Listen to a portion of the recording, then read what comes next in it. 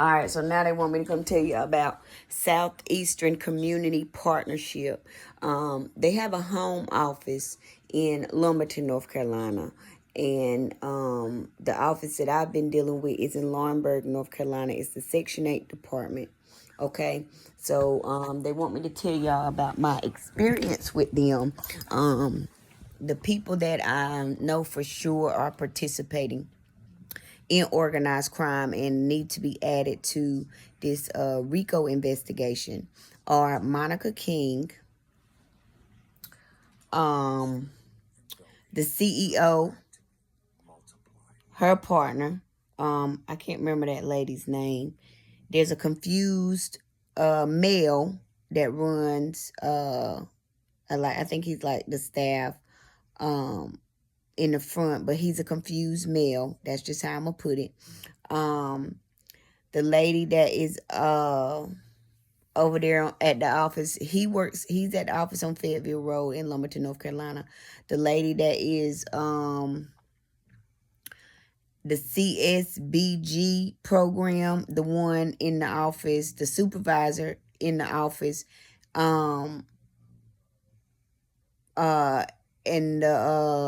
in the office that's across from the courthouse in Lumberton, North Carolina.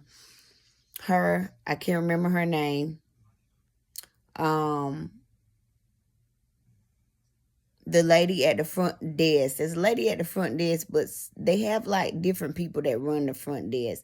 So I don't know what that lady's name is. So y'all need to get their lines tapped, their business line, their business emails. You also need to get their personal lines tapped. The supervisor for the supervisor that's over the actual Section 8 program. So everybody in the Laurinburg, North Carolina office needs to be added. I think this lady is Tiffany Anthony, the one who's the supervisor over the Section 8 program. I know somebody has said that the owner and I think it's the COO, they're always on vacation, so look into their records as far as money laundering and the misuse of government funds. Okay, that's just what's dropping in right now.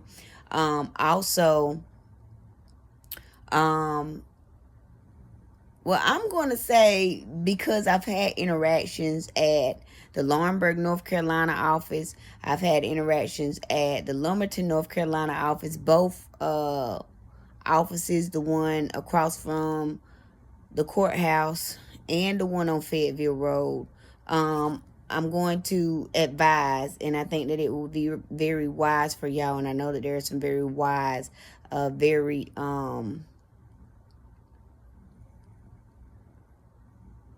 don't know the word that I'm looking for. Very great detectives and investigators that are working on this case.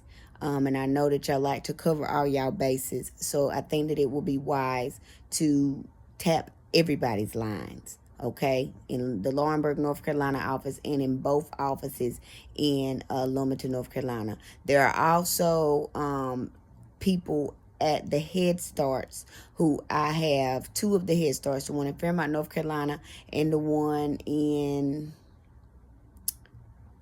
it's in Lumberton, but it's like outside of Lumberton, out there on 211, Alpha 211. I can't even remember what they call it. But it's a cross-eyed lady that works there. It's right outside of like if you're going 211 past the Dogwood Trailer Park, you're gonna go down 211 like you're leaving out of Lumberton, North Carolina, Highway 211. And when you get to that stop, I don't know if it's a stop sign or if it's a caution light, but they've just built a Dollar General. And I got my eyes closed, y'all, because I'm seeing where I'm at. It's a Dollar General they haven't too long built, and then it's like a little store. But the caution light is right there. It's either a caution light or a stop sign or both. Okay, you're gonna make that left and then that quick right. As soon as you make that left, and that center is right there. I can't remember the address or where it's at. I think her name is Latanya, is what's popping in my spirit right now. Latanya. I can't remember her last name, but one of her eyes is, confused. And she has participated as well. All right. They participated years ago. When when Zayden was going to the Head Start, they purposely didn't teach him anything. They weren't working with him. They didn't send home stuff the way that they sent it home with the other kids. And then I wasn't as active, parenting as I am now. But they've caused him to have significant delays in his learning abilities, them and the public schools of Robeson County.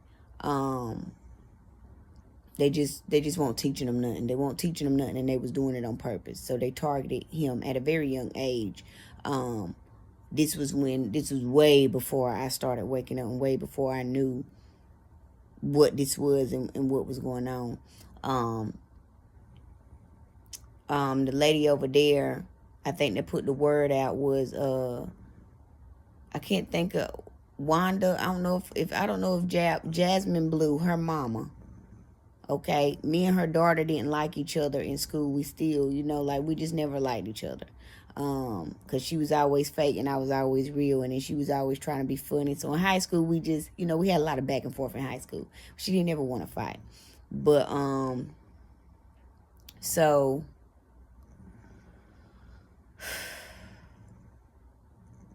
yeah, I don't know if her name is Wanda Blue or not, but Jasmine Blue mama, she had something to do with organized crime where, they were just like, because he went to Head Start for 2 years. They didn't teach him nothing while he was there.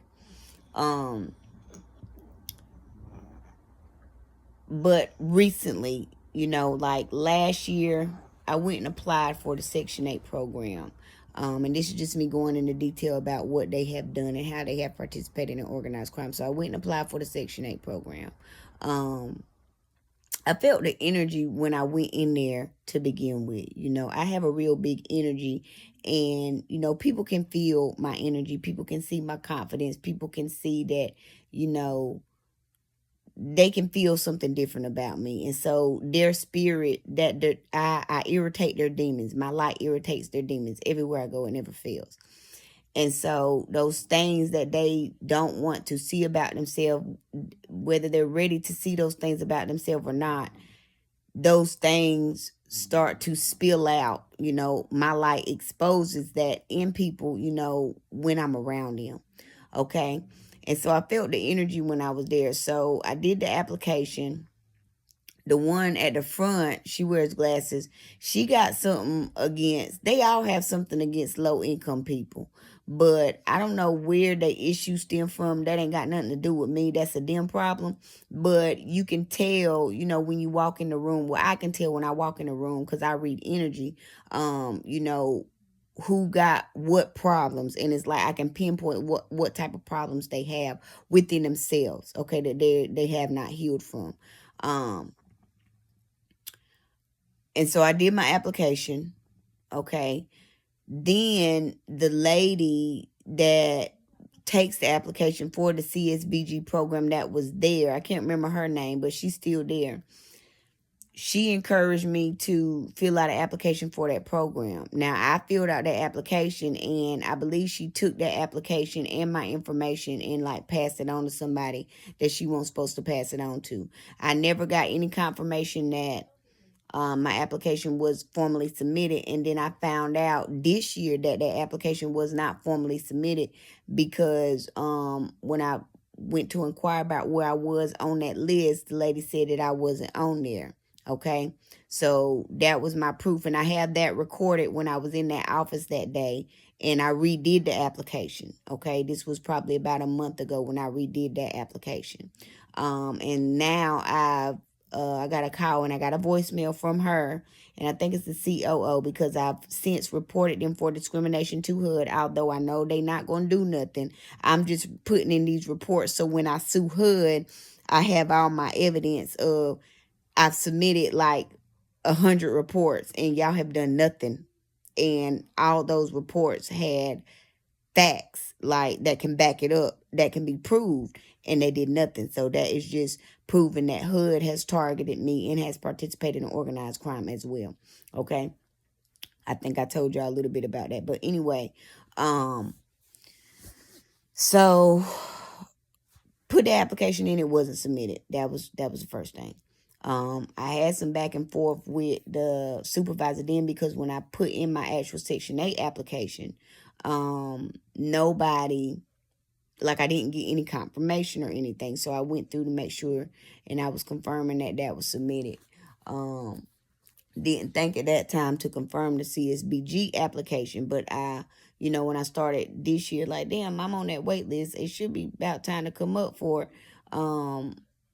I believe that she just did that to get my information and my signature and everything on that piece of paper.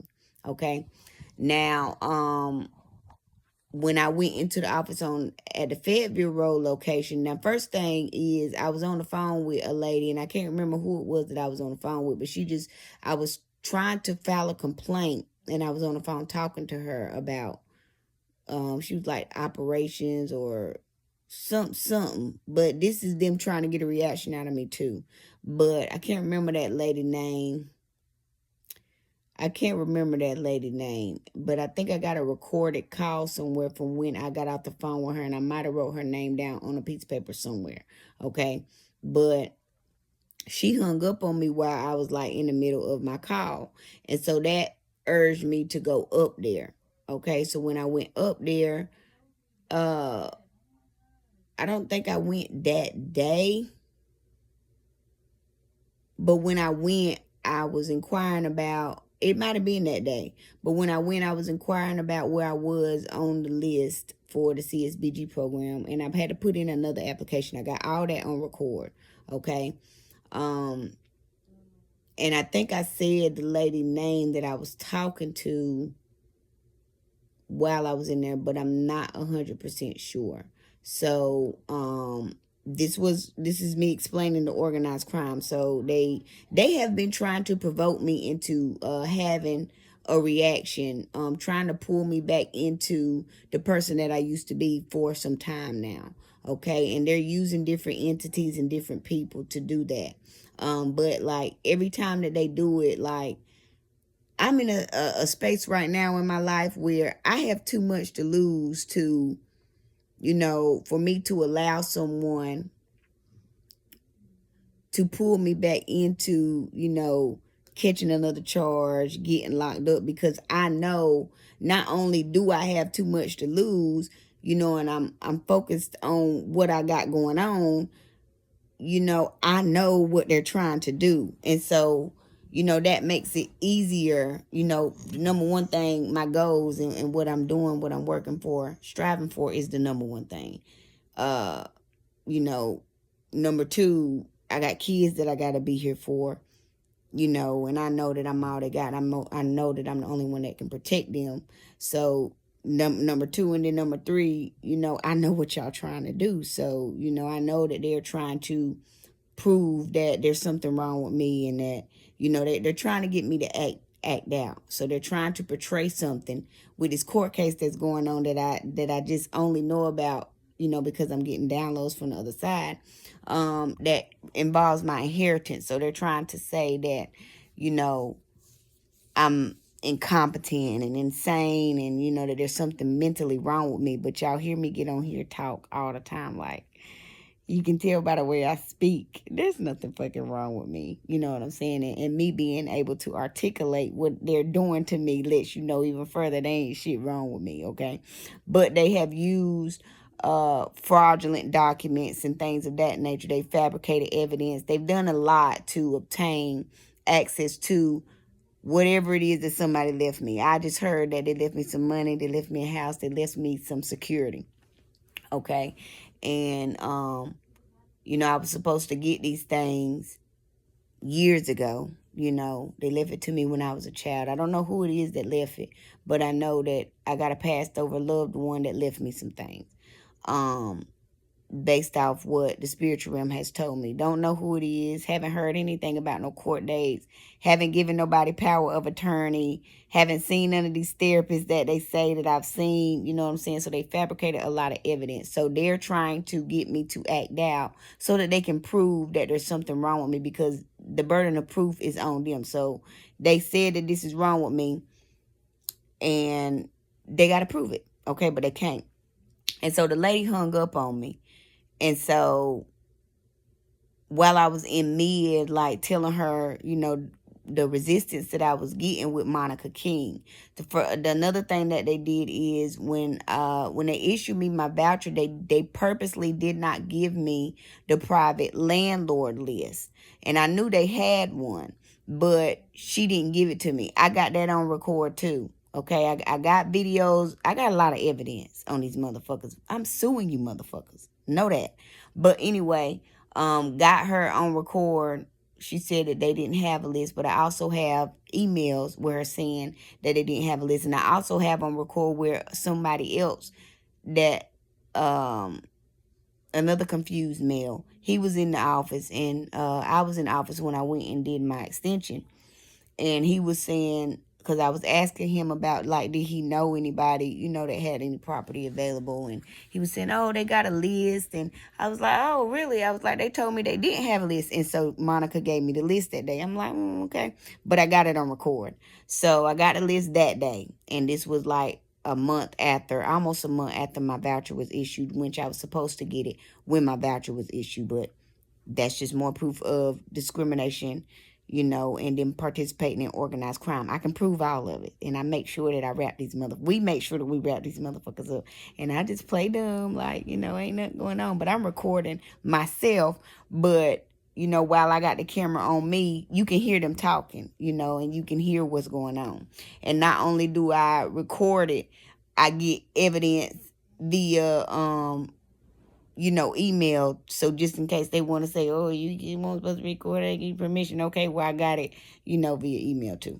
But anyway, so yeah, those are two incidents already where they have participated in organized crime and discriminated. 3 incidents really, because what happened with my son. And so I was, you know, had a lot of back and forth with Monica King over there. She disclosed to me that she knows Dr. Watson over there at Lumberton Junior High School. She told on herself right there. Okay. But I requested an extension on another thing too that she said. She told me that I needed to submit my extension, and she told me the date where my voucher would expire. But then I went and read the rules. They don't think niggas read, but I read. And so when I read, it said 10 days. So the date that she told me was like 4 or 5 days before it expired, when you have to submit your extension 10 days before. Okay, I went and I submitted mine like 15, 20 days before, just to make sure. And I keep all original documents. I've sent her an email as well, because I didn't get the extended voucher that day, but I did get my updated voucher that day. Okay. And now, the extended voucher should be issued because the other one expired a few days ago. So I should be getting the extended one now. I don't know if I absolutely have to have the extended one, because I have the paperwork where I requested the extension.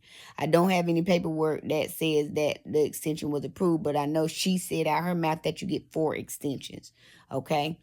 And so, I sent her an email. Here's another incident of the organized crime. I sent her an email, and this is them still trying to get a reaction, which they're not. They're just going to continue to wrap themselves off. They ain't doing nothing but racking up their karma and racking up their prison sentence. That's all they doing. But and giving me more evidence and proving me right, you dumbass bitches. But anyway, I sent her an email asking her, did I need to sign that updated voucher or, with that date. Have not got a response. And, I give them time to respond. So now I'll resend the email just to, hey, did y'all get it? Did it go somewhere else? Did it get lost? But I keep all original documents. So just in case you say, oh, you didn't request this or, this, that, and the third, but bitch, I got the documents right here and I'll show them to you if you lost them, I got them. Okay. That's just how I work. But Southeastern Community Partnership, I just got on here to tell y'all about them and explain to y'all how they are participating in organized crime. I want to inform y'all that this is a very large RICO case. Okay, this RICO case spans internationally. Okay, there are people on the other side of the world who have participated in this. Okay, and so I don't know exactly when they're going to be wrapping up this investigation. I know that they have accumulated a great deal of evidence based off what I'm hearing from the other side, because they have been investigating for a few years now. Okay, they were investigating before I started speaking up and speaking out about everything, because at first it was just me speaking up and speaking out about when I was wrongfully evicted in Washington State, in Airway Heights, Washington, by Copper Landing, LLC. Okay, and Rochelle E. Anderson, Marina Skumatova, Rachel Avey, J.J. Thompson, Leonie Reinbold, all those people over there, all clean, that fabricated evidence, and they gave me a lawyer. The lawyer coerced me into arguing the case from a different standpoint, a standpoint that would allow them to win. So there's evidence all through the case. Like if you get the audio recordings from these court proceedings, you will hear like I stated it several times over multiple court dates with this. And I know I'm jumping off now, but with this particular thing, I stated multiple times because they were trying to say that there was damage to the apartment, but it wasn't. And I had documentation that proved that. So they had All Clean fabricate some documentation to try to say that it was damaged. But then I had a professional come and do an assessment after they came and did their assessment. And before they had another person come, and the person that I called didn't know the man or nothing like that. But I got him on video saying there's no water damage. So I have evidence of everything. I can prove everything. And I don't want to go off too much, but that I just went off a little bit. But I just got on here to tell you about Southeastern Community Action Program. It's a nonprofit grant program, which they will not be getting no more grant money. They will be having to pay me for this lawsuit I'm going to be filing against them and every employee that has discriminated or retaliated against me and has participated in organized crime. I'm suing each one of y'all individually. I'm suing every entity. I'm letting y'all know. And I'm going to say this again. I know that there's a lawyer out there, somebody that's going to help me pro bono, because God has disclosed that to me already. So I'm just letting you know, we getting ready to get paid, nigga. Okay? I don't know what race you is, but I know that you are that God is sending you. That's all I know. I don't know what you look like, but I know that God is sending you. Okay? So I'm grateful for the opportunity to be, able to get all this money from these motherfuckers who have organized crime against me. But when I tell you I have an abundance of evidence where it can't be disputed, I have an abundance of evidence where it can't be disputed. And so this is another solicitation as well. Wherever you are, lawyer, Mr. or Mrs. Lawyer, team of lawyers, wherever you are, there's one specific one that they told me. I'm ready. Okay. And when this shit hit the news, because mark my words, it's going to hit the news. Okay. If y'all aren't tuned into Dr. Divine Roots Tarot, go look me up over there on that channel.